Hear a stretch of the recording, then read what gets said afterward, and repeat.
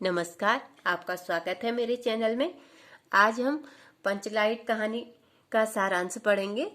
पंचलाइट कहानी श्री फणीश्वर नाथ रेणु जी की आंचलिक कहानी है, जिसमें रेणु जी ने ग्रामीण परिवेश के साथ साथ आंचलिक परिवेश को अत्यंत सुंदरता से उभारा है।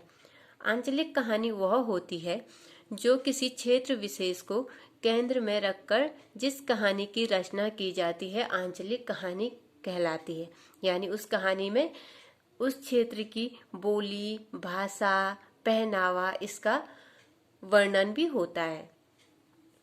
तो जो पंचलाइट कहानी है, इसमें 3 पात्र हैं। पूरी कहानी इन तीनों के इर्द गिर्द घूमती है।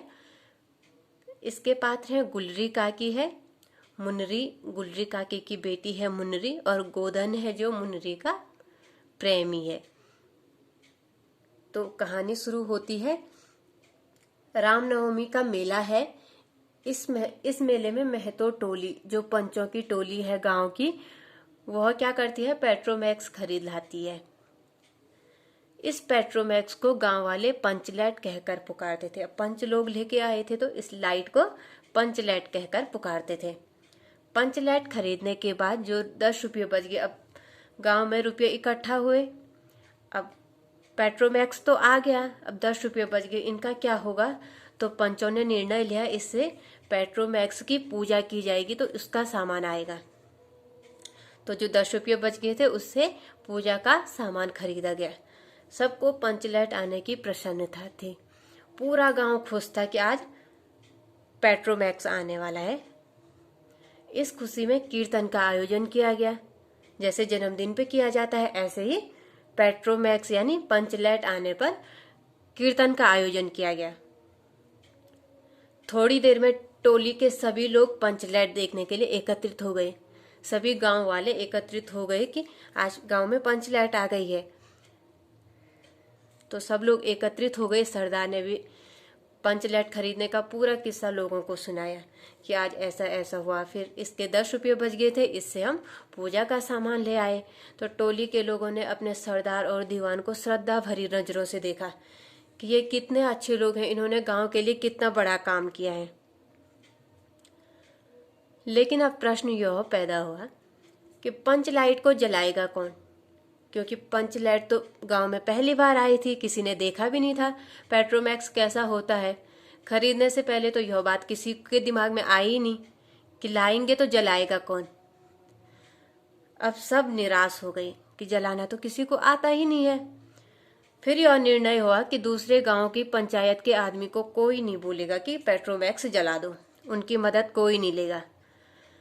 चाहे वो पेट्रोमैक्स जो पंचलाइट है वो बिना जलाए ही खराब हो जाए, ऐसी रहेगी, लेकिन दूसरे गांव वालों को हम नहीं बोलेंगे, दूसरे पंचायत के लोगों की मदद हम नहीं लेंगे। यदि हम उनकी मदद लेंगे तो गांव की बदनामी हो जाएगी कि पेट्रोमैक्स तो ले आए लेकिन किसी को जलाना आता ही नहीं है। आज सब लोग इतने खुश थे कि किसी ने अपने घर में डिबरी नहीं जलाई थी। डिबरी होती है जो एक बोतल जैसी होती है, उसके ढक्कन में एक बाती डाल देते हैं और उसको जलाते हैं। तो पहले गांव में सभी के पास वही था, लेकिन आज सब लोग इतने खुश थे कि किसी ने घर में डिबरी भी नहीं जलाई। अब पंचलाइट के न जलने से पंचों के चेहरे उतर गए कि अभी तक इनकी इतनी तारीफ हो रही थी कि ये तो दिन भर इसके लिए घूमते रहे, पूजा का सामान भी लाए। अब सबके चेहरे उतर गए। जो दूसरी टोली थी, दूसरे गांव की राजपूत टोली के लोगों ने इनका मजाक बनाया, लेकिन सबने धैर्यपूर्वक मजाक को सहन कर लिया, पर उनको नहीं बोला कि इसको जला दो। फिर क्या हुआ, वहीं पर गुलरी काकी की बेटी मुनरी बैठी थी। मुनरी को पता था गोधन, जिसका गांव से हुक्का पानी बंद हो गया है, यानी उसको गांव में रहने की इजाजत नहीं है, वो गांव से अलग रहता है, उसको पंचलाइट जलाना आता है। लेकिन पंचायत के लोगों ने तो गोधन का हुक्का पानी बंद किया था। अब मुनरी गोधन से प्रेम करती थी। मुनरी को भी लगा कि अभी अच्छा मौका है कि गोधन गांव में फिर से वापस आ जाए। तो मुनरी ने अपनी सहेली कनेली को बताया कि जो गोधन है उसको तो पंचलाइट जलाना आता है। तो कनेली ने यह सूचना सरदार तक पहुंचा दी। अब सभी पंच सोच विचार में पड़ गए कि गोधन को बुलाया जाए या नहीं। अंत में यह निर्णय हुआ कि दूसरे गांव के लोगों को बोलने से अच्छा है कि गोधन को ही बुला लिया जाए। तो गोधन को बुलाने का निर्णय हुआ। सरदार ने छड़ीदार को भेजा। छड़ीदार गया गोधन को बुलाने के लिए, लेकिन गोधन नहीं आया। गोधन ने बोला, अच्छा जब मेरी जरूरत है तब मुझे बुला रहे हो, पहले तो मेरा हुक्का पानी बंद कर दिया। लेकिन अंत में क्या हुआ, गुलरी काकी गोधन के झोपड़े में गई और उसको मना कर ले आई। अब गोधन को भी लगा भाई गुलरी काकी की बेटी के साथ तो मेरी शादी होनी थी, अब उनका कहना भी नहीं मानूंगा तो तब तो शादी भी नहीं हो पाएगी। तो गोधन पंचलैट चलाने के लिए राजी हो जाता है। गोधन उसमें तेल भर देता है। तभी गोधन पूछता है स्प्रिट कहाँ है। अब स्प्रिट तो लाए ही नहीं थे। स्प्रिट का नाम सुनकर सभी लोग उदास हो जाते हैं, लेकिन गोधन ने अपनी होशियारी से गरी के तेल की सहायता से पेट्रोमैक्स यानी पंचलैट को जला दिया। नारियल के तेल से उसने पेट्रोमैक्स को जला दिया। पेट्रोमैक्स जल गया, पंचलैट जल गई, सभी लोग खुश हो गए। गोधन ने सभी का दिल जीत लिया। सरदार ने गोधन को बहुत प्यार से अपने पास बुलाया और कहा, तुमने तो जाति की इज्जत रखी है, तुम्हारा 7 खून माफ।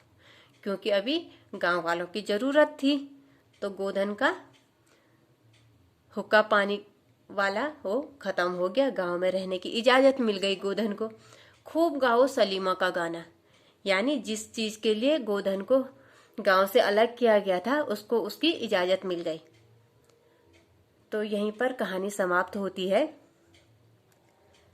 इस कहानी में रेणु जी ने क्या प्रेरणा दी है, गांव सुधार की प्रेरणा दी है। साथ ही साथ रेणु जी ने यह भी सिद्ध किया है आवश्यकता बड़े से बड़े संस्कार और निषेध को अनावश्यक सिद्ध कर देती है। धन्यवाद। अगर वीडियो अच्छा लगा वीडियो को लाइक कीजिएगा, चैनल को सब्सक्राइब कीजिएगा और कमेंट में बताइए आपको वीडियो कैसा लगा।